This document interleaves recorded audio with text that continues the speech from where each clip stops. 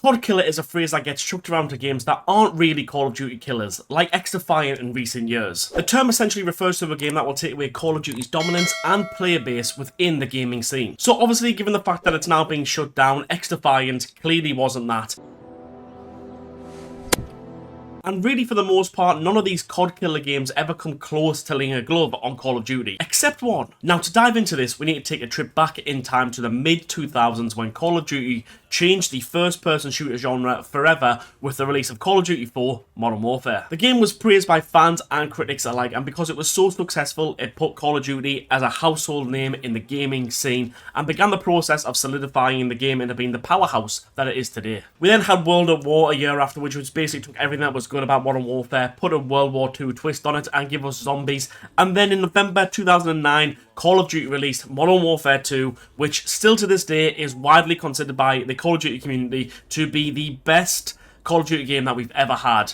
However, there was a game that dared go up against this behemoth in March 2010. Now, there had been Battlefield games before this, but essentially Battlefield Bad Company 2 launched the franchise into popular public opinion and offered an alternative modern shooter to Call of Duty, especially with the fact that it had bigger lobbies and destruction. Now, Bad Company 2 was never really going to go punch for punch with Modern Warfare 2, purely because Modern Warfare 2's marketing budget and hype around that game was so huge. However, what about when these two games go head-to-head around about the same time with each other? Battlefield struck first with the release of Battlefield 3 in October 2011, and if you ask most fans of the franchise, they will say that this game right here was probably the best of the modern shooter era Battlefield games, aside from Battlefield 1, which is probably well regarded as probably the best in that franchise. If we're talking modern shooters, it's Battlefield 3. Then just 2 weeks later, in November 2011, Call of Duty released the highly anticipated Modern Warfare 3, the game which is going to round off the insanely popular Modern Warfare franchise, and at this point, we were off to the modern first-person shooter races. Now, at this point in time of the holiday season of November 2011, we are at the peak point of the rivalry between Call of Duty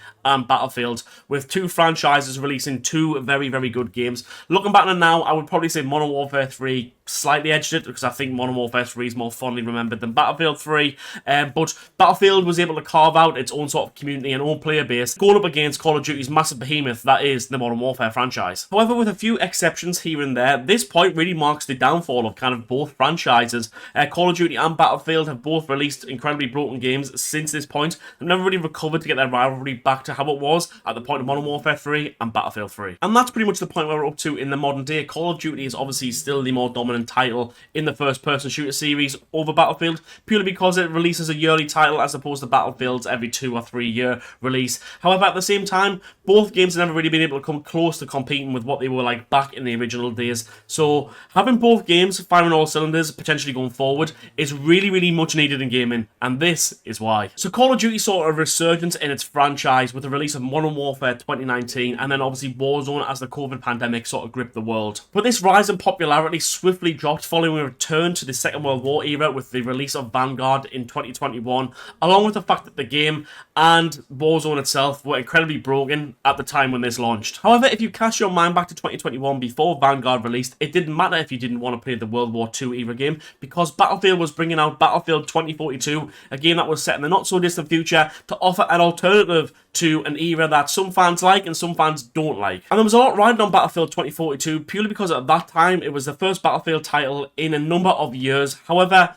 it launched and, well, it was broken beyond belief, prompting a swing and a miss from the Call of Duty killer when it was a perfect opportunity to take fans from the franchise, given the lackluster reception to Vanguard. But as we approach the next installment in both franchises, it looks like it's going to be all set to play for once again. Call of Duty recently announced that its next title would be Black Ops 7, with the game being a direct sequel to the events of Black Ops 2, and even though a release date hasn't been confirmed yet, the game is very much expected to drop towards the end of October/early November, like it does every year. Judging that the game is obviously set after Black Ops 2, which was originally in 2025, and judging by some of the things in the reveal trailer, this Call of Duty is going to have a slightly futuristic twist on it, but Activision have confirmed that we're not going the whole hog like we have previously with the Jetpack era. Now, we don't have confirmation of what the next Battlefield title will be called, so we're now just going to call it Battlefield 7. Battlefield 7 is due to release in the spring of 2026, however, there are rumours that it might release early purely because of a game that is coming out in May next year, which we'll get onto very soon, but the game will be returning to a modern war setting with early footage showing troops fighting in what seems to be like a Middle Eastern setting. Now, although nothing has been confirmed, there are rumours circulating that Battlefield could be entering the Battle Royale space when they release their new title, and given the size of Battlefield multiplayer lobbies and the destruction and stuff in there, Battle Royale kind of seems like the only next sort of traditional step for Battlefield in my opinion. Now, having these two games launched so close together is great for us gamers, providing that both titles are solid and actually fun to play on launch. Call of Duty has dominated what I would call the arcade mil-sim space for a long time now without any serious competition from another franchise.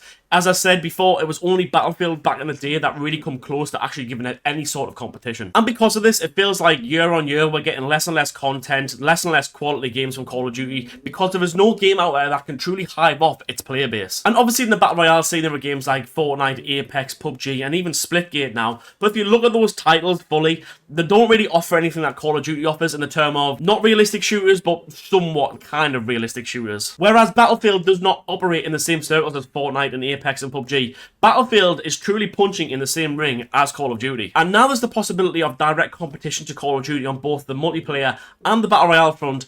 Both games will have to go all out to ensure that players are locked in to play either of the titles. In my opinion, both games will have to be insanely polished when they drop. They will have to offer something fresh and unique, whereas Battlefield has the upper hand with this because it can drop a Battle Royale, and both games will have to keep their community engaged as the release cycle goes on. And obviously I mentioned earlier that Battlefield 7 could be dropping in spring 2026. Well, this might get brought forward purely because Rockstar have obviously confirmed that in May 2026, Grand Theft Auto 6 will be dropping. So this fight between Battlefield and Call of Duty could be over before it's even begun, purely because Grand Theft Auto 6 will, without a shadow of a doubt, dominate the gaming world. But what I'm getting at is Call of Duty has existed in the first-person shooter genre for too long without any serious competition, and for what it's worth, in my opinion, the Battlefield footage looks really good for the upcoming game. And because of this, I'm actually really looking forward to seeing what the offering from Battlefield is like, especially because I'm not really a fan of futuristic titles for the most part.